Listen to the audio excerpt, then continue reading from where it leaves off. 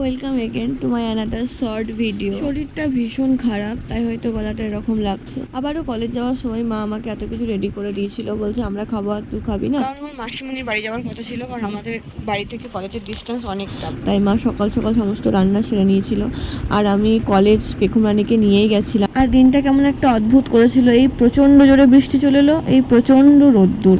দেন কলেজে আমার একটা দায়িত্ব পড়েছিল পিডিএফ করা, আমি সেটাই করছিলাম। আমরা হঠাৎ করে খবর পেলাম যে কলেজ ছুটি থাকবে পরের দিন, তাই ক্যাফেতে অফিসিয়াল কিছু কাজ ছিল, সেটাই করতে গেছিলাম।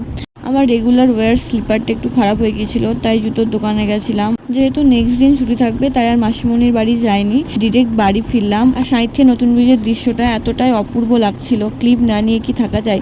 যেহেতু আমি পেখমরানিকে নিয়ে গেছিলাম, ওদিকে অনেকটা জ্যাম ছিল শুনলাম, তাই এই সাঁইথিয়া হয়ে গেছিলাম। বাড়ি ঢুকতে যাবো, তখন দেখছি অলি আমাদের দরজাতে দাঁড়িয়ে আর বলছে কি স্কুটিতে চাপবো।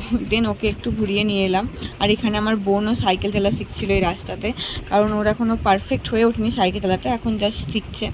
তারপর অলিকে যখন আমি ঘুরিয়ে নিয়ে এলাম, ও বলছে আবার চলো আবার চলো। ওর সম্পর্কে আমার ভাইজি হয়, মানে ও খুব মজা পেয়েছে এরকম সামনে যেতে। বাড়ি ফিরতেই মা আমাকে শরবত দিয়ে দিল, আর আমি মাকে বললাম একটু ওয়েট করো, আমি একটা ছোট্ট ক্লিপ নেবো এটার। 1.5 ঘন্টা মতো রেস্ট নিয়ে আমি আবার পড়াতে শুরু করেছিলাম। তারপরে আমি এতটা অসুস্থ হয়ে পড়েছিলাম, রাত্রে কখন ঘুমিয়েছি নিজেও জানি না, আর এখন আমি ভয়েস ওভার দিচ্ছি। তো চলো টাটা।